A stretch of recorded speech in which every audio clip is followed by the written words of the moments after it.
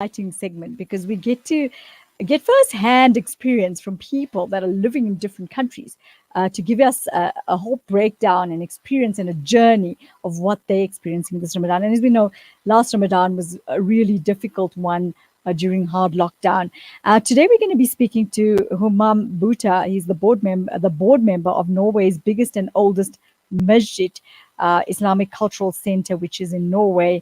And we're going to be giving a sense of what Ramadan looks like in the Scandinavian country, where daytime lasts, imagine 20 hours. That's a very, very long time. But let me just tell you a little bit about Hummam Bhutta, 31 years of age, a master's student at Oslo University, currently studying Middle Eastern studies and Arabic language, working as a coordinator for an interfaith study program at the same university under the Faculty of Theology.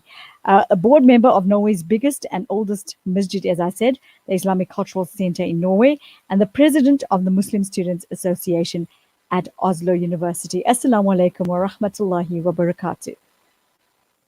Alaikum assalam. Wa alaikum assalam wa rahmatullahi wa barakatuh. Can you hear me, I guess? And also yes, I can hear you very loud and clear. I'm so excited to be chatting to you, Hummam. Thank you so much. A warm welcome to our show this afternoon. For all the way from Norway. We're very excited to be wanting to chat to you this afternoon in South Africa. How has your Ramadan been this year? Give us a little bit of a breakdown. Okay, so first of all, thank you so much for having me. I think it's the second or third time I'm featuring on your program, so it's amazing. I always have a special place in my heart for the South African Muslim community. So Ramadan in Norway, I mean, so it's amazing that it's actually the 10th Ramadan here today. So it's been 10 days already. It's going quite well, to be honest. It's different pretty much compared to last year because we are still, I mean, we're not in a lockdown anymore, but it's in a way like a partial lockdown.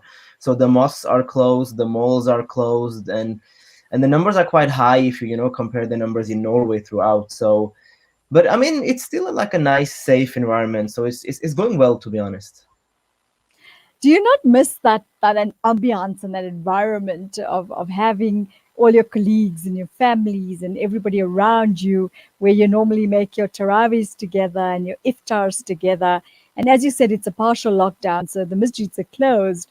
I'm sure you miss that aspect of Ramadan because that's actually what Ramadan is about, is having to get together with your family members and your friends and going out for tarawih and reading together and connecting in some way. Yeah, definitely. So that's what I was talking with a few friends about the last few days about the tarawih part, because growing up in this country, it's the same in South Africa. So the whole vibe around tarawih, that families go to the masjid at 10, 11 p.m., especially for us. So, and you have like kids, you have women, you have everyone in the masjid. But now that thing is gone. And I was just talking to a few friends who are Huffaz that are really missing that vibe, because it was something when the whole country used to sleep, then the Muslims used to stay awake and we used to be together in the masajid. So that part is really, really missing. And I think it's, I think a lot of people are affected by it, but we have our families around. But then again, if I can just add one more thing. So the thing is that, some people, they have big families, they live together, 4, 5, 6 siblings, that's good. But for others, it's difficult. They cannot meet their siblings. They cannot meet their nephews and nieces, or grandparents meet their grandchildren. So I think that part is missing. But alhamdulillah, this is another opportunity for Ramadan. So we're just happy. Are you using it in a different form? I mean, as you say, you can't connect with your families because of the partial lockdown as such there. But are you connecting with them online and keeping in touch with them that way? I think it is difficult because, as you say, Ramadan is bringing the time of bringing people together, creating that spiritual vibe, as well as that family reconnection that we don't get to do every other day with our iftars. And I'm sure it is very difficult on your side. Definitely, it's different, but I mean, so I look at it this way. So this Ramadan, I'm with my parents, me and my parents in one house, and it was the same thing last Ramadan. And the last 4, 5, 6 years, I've been living abroad. I've been studying in different countries and also in different cities in Norway. So I haven't been able to be with my parents during Ramadan. So I look at this as an opportunity to maybe spend some quality time with them before, who knows, one day it will be too late, because this is how life is. So I'm happy for that opportunity. But for the other part, like how you also asked the questions, do we like meet up online, what we do about that. So this year, actually, for the MSA, since I'm the president of the MSA at the university, we have, with the second biggest university here, so two universities, both of the MSAs, we've gone together and we made like a weekly program for the whole Ramadan. So we have like 4 or 5 different topics. We have speeches. I'm actually giving a speech myself in a couple of hours. So I think that's really good for the student community, that we have this online community Yes. of Muslims this Yeah, year. and you have some form of connection. And I like the idea that you spoke about being with your parents this year. And this is what I always talk about on our show with the 3 R's. It's retrospect, reconnect, and should we say reflect. And I think this is what this is allowing to do. You're definitely reconnecting with your parents, and you're reconnecting with the Almighty in a different space. Definitely. I think that's also a thing that we often take for granted, when it comes to Sure. Ramadan. So, and this is also a test in a way that, okay, will we still be doing the same ibadah when we are locked up in our homes, when we cannot go to the masjid, when we cannot go for iftar with friends, either if it's in a restaurant or in the masjid or at other people's houses. So definitely it puts things in perspective. Sure, I think it's grounded us in some way and made us reflect to say this is the right time to be able to reconnect with the Almighty and to spend that extra time doing valuable things that we don't, like you said, get to do any other time. Definitely. Let's talk about the 20-hour fast. For me, sure, that's a long one. I don't think we South Africans have it as long as that. Our hours are much less. And when I read on Norway, and I said, wow, 20 hours, how do you get by? What is it like? To be honest, so the 20 hours fast, that's what we are known for, but we are also known for the 8-hour fast. So, Okay. so the thing is that since we are located so much north, what Yes. happens is that, as you know, in summer we have very, very long days, and in winter we have very, very short days. So actually we are now moving toward the shorter days. So I think the 2021-hour fast, that was in July. And now, Right. in actually, I do have the timetable in front of me right now. So if you can Uh-huh. see, so Yes. today is the 10th. So no, it's over there. So oops, like this. So Yes. 4:24 was the suhoor, and around 8:55 is the iftar. So this is, I don't know my if I can do it in my head. So 4:30 to 9 p.m. That's like 18 hours, 17, 18 Yes. hours, 19. Yeah. So it's not really that, I'm not going to use the word bad, because I look at that as a like a rahmah from Allah, to be honest. Mhm. But it's, you can say, less challenging in a way. Yes. So also, in a few years, it will be like we will fast from like 8 a.m. until 3 p.m. So then I guess you guys will be jealous. I'm sure we will, because it's going to be way less than what we do. But what does it feel like being in an environment so different during this COVID period, especially with Ramadan, where you don't get to interact, like you're saying, the malls are closed. So how are you getting by all these challenges that you're facing in that particular country at this moment in time? For me personally, it's the thing is, I'm like juggling with almost full time, working full time almost, and I'm also studying full time. So it's like a Right. lot of these days just before the exams. So it's like Yes. Ramadan, and then it's the job, and then it's the studies, and then it's like the masjid commitments and the MSA. So it's difficult to juggle, to be honest, but we just have to do it, and maybe that's why the days are walking by, like flying by. But when it comes to the general mood in the country, so you can say the situation is worse where I live, close to the capital city, like with Mhm. like the suburb areas, but it's not Mhm. that bad in the other cities of Norway. So people are in a way fed up, they are tired, but of course it's like Mhm. a common thing that we have to get through this, and the vaccination process has started in Norway. And if you compare Norway with other countries in the world, they're doing quite Mhm. well. But if you like compare Norway to the Norwegian numbers, it's Right. still bad. But alhamdulillah, I mean, it's a stable situation, I'm gonna say, even when it comes to like from the Islamic, like the community perspective, and also from the perspective as a whole in the country. And you say you've been very busy with university. Have you been actually attending university, or has everything been happening Like here in South Africa at the moment, a lot of the students are studying online. They've been given online work till, of course, the university opens. Yes. So last semester we had like a hybrid thing, like online and physical, but this semester it's Mhm. only online. So all my courses are online, and of course, the exams and assignments and presentations, everything is online. Uh, it does have a toll on you, to be honest, because you're always in front of the screen. It's just easy to get busy and do something else. I was watching the Pakistan Zimbabwe cricket game yesterday while I Uh-huh. was having a lecture, and also but at the same time, I mean, if you look away from the fatigueness of being in front of Zoom, in front of screen, I think it Yes, also gives you more time, because I can just go from my study room to my bedroom just to read the Quran. I don't have to, like, let's say if I'm at the university, it's more difficult to just open the mushaf and read. So it's easier to do your sunnahs, do your salawat, and then do your adhkar in Quran, because you just have a like half a minute from your one room to the other room, so that's pretty easy. sure. Humam, how are Norwegians who are not Muslim understanding Ramadan and the practices that go along with it? In my opinion, I mean, so it also depends a bit on where you live in the country, because of course, if you are in the bigger cities, in the capital city, then it's like more multicultural and more people know about these things, especially Hmm. young people. So for me, working in like an interfaith environment, for me, like colleagues often say Ramadan Mubarak and Eid Mubarak and ask me questions. And my Right. impression is that most people in this region, they do know. This year, it's also been focused a lot in the media, even when it comes to from the COVID perspective. Can you get vaccinated? What should you do and don't? So the Mm. government is actually giving, like regulations, I mean, rules, how to, have a safe Mhm. Ramadan.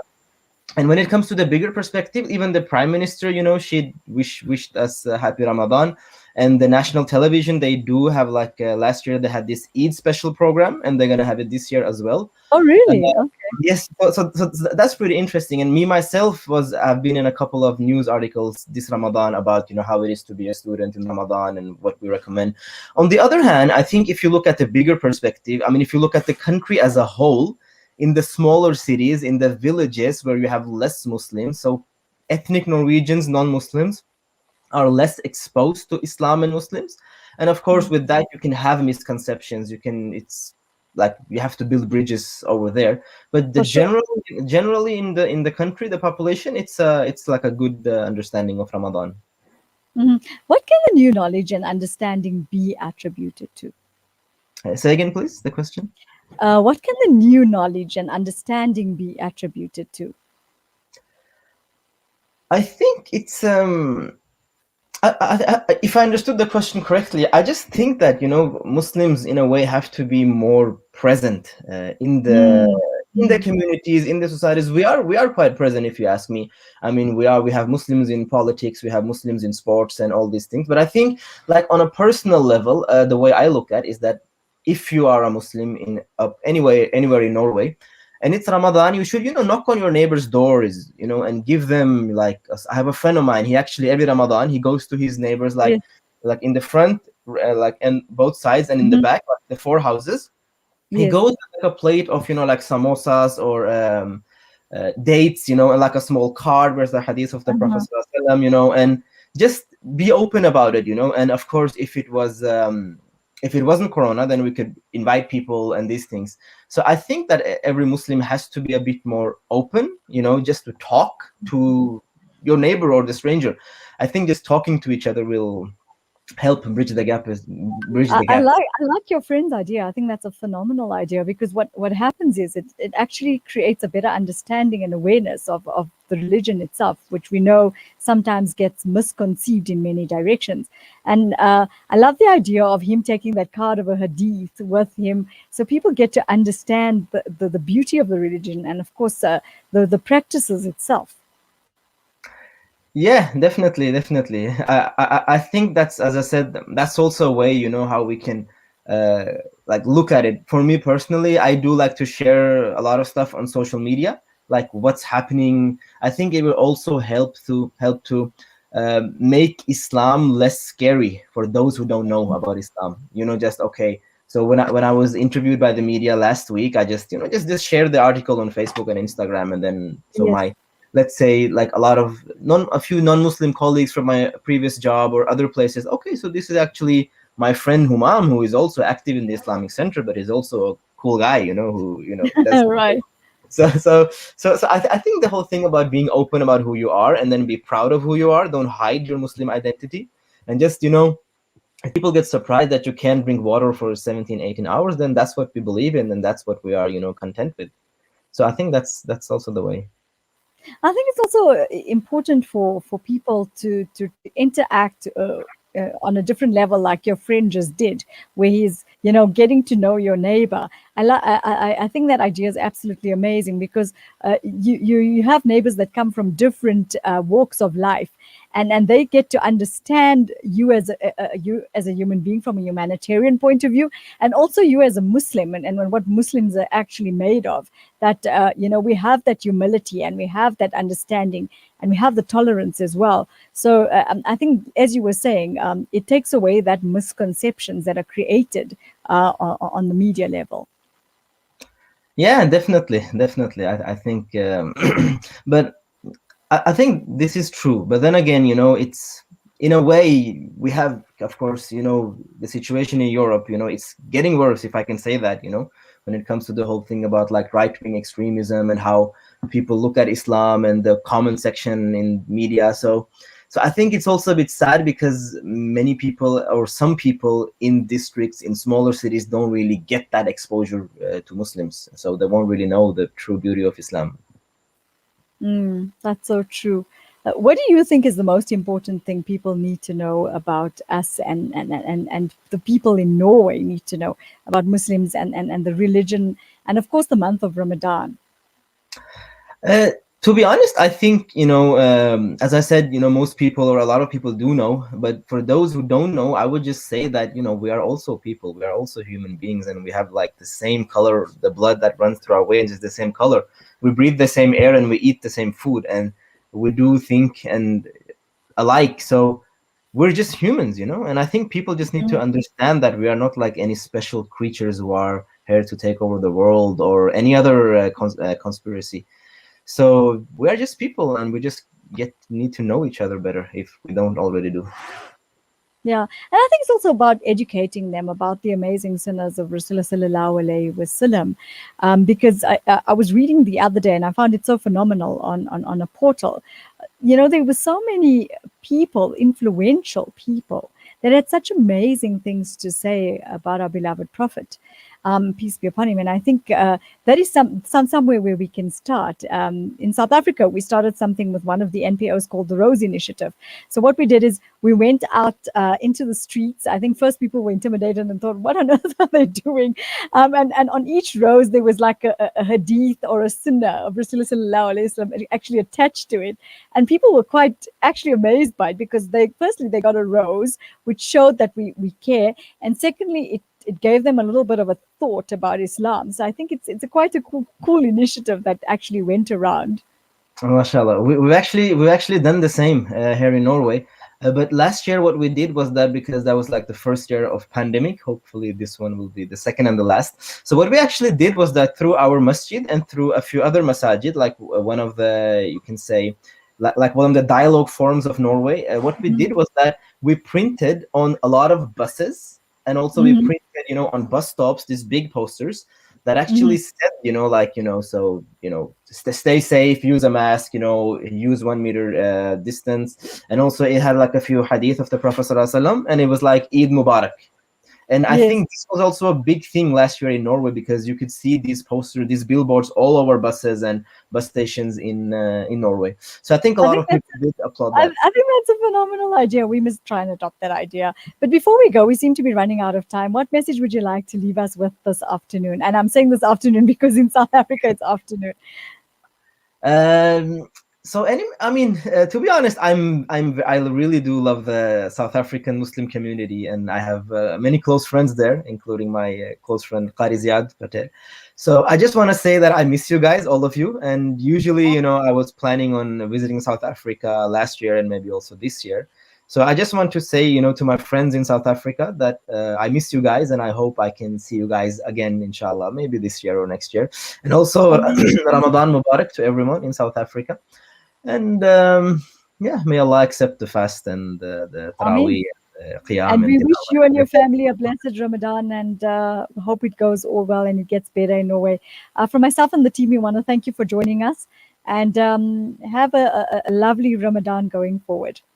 Thank you, Sister Nafisa. Assalamu alaikum. Wa alaikum salam. Hummam Bhutta from Norway giving us his version of what is going on there as far as Ramadan is concerned. We seem to have run out of time. I want to leave you with something that has been said by our beloved Prophet Rasulullah. It says, when you see a person who has been given more than you in money and beauty, then look at those who have been given less.